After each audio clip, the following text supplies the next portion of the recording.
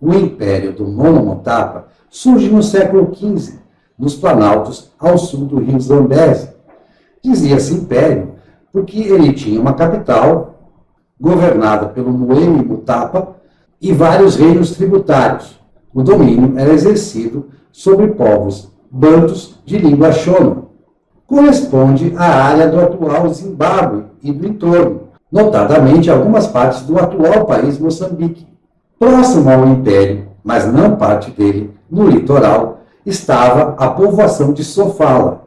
É ali que os portugueses, em 1505, com a concordância do chefe local, decidem construir uma fortaleza, a Fortaleza de Sofala. Como já dissemos em outros vídeos, para pagar pelas especiarias no Índico, pelos produtos que comprava no Oriente, Portugal tinha que usar ouro ou prata.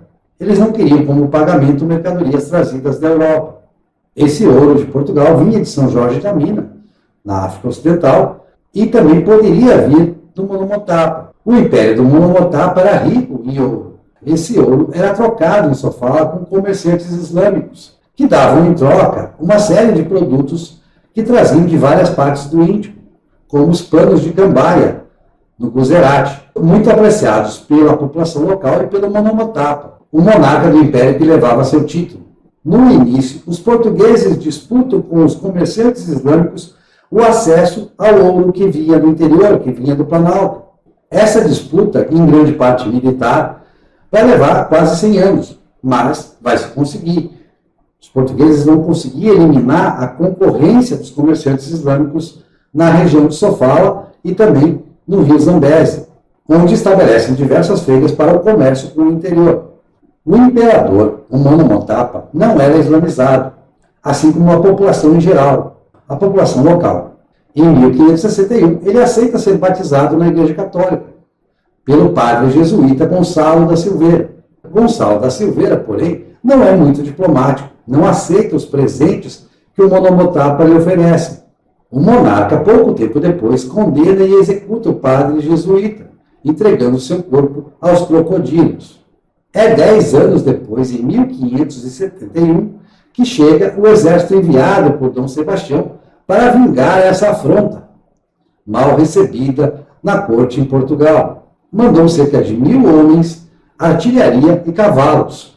O comandante da expedição resolveu subir pelo Vale do Zambeze. Os cavalos morreram contaminados pela mosca de Tsetse, que não atrapalhava a criação dos planaltos, mas ali no vale era mortal. Seus homens pegaram febres, foram dizimados, antes que pudessem chegar à sede do Monomotapa. Foi um fracasso custoso para Portugal. Vale lembrar, a propósito, que Portugal no século XVI tinha a melhor marinha de guerra do mundo, entre todas. Só seria superado no século seguinte por rivais europeus. Mas em terra, o exército português nunca foi grande coisa. No Brasil, só seria utilizado no século XIX.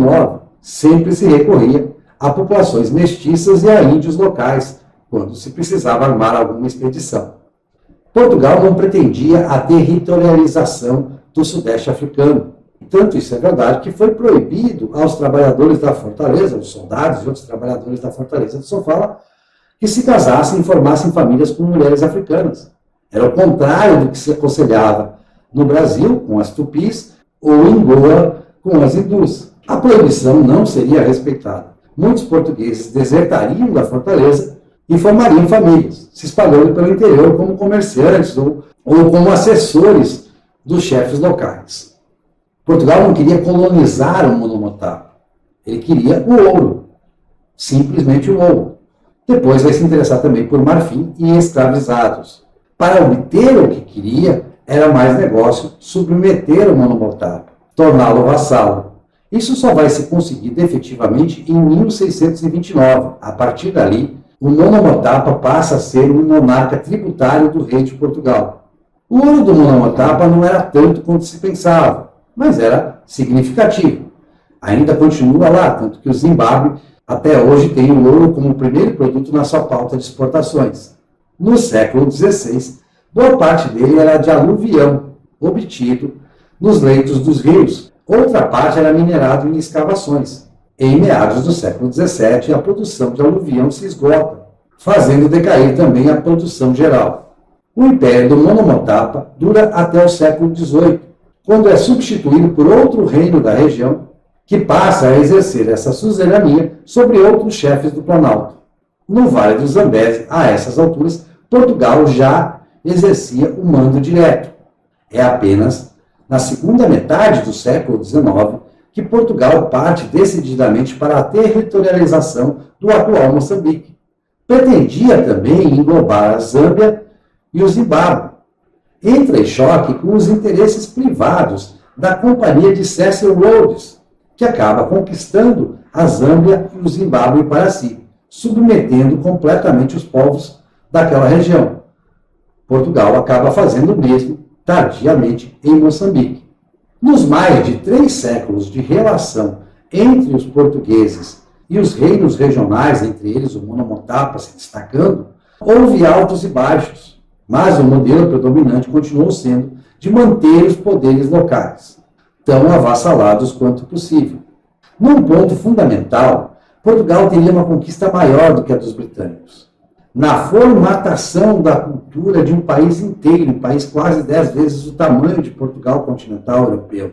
A cultura moçambicana é uma parte rica da portugalidade, não só na língua, como nos costumes, na cultura.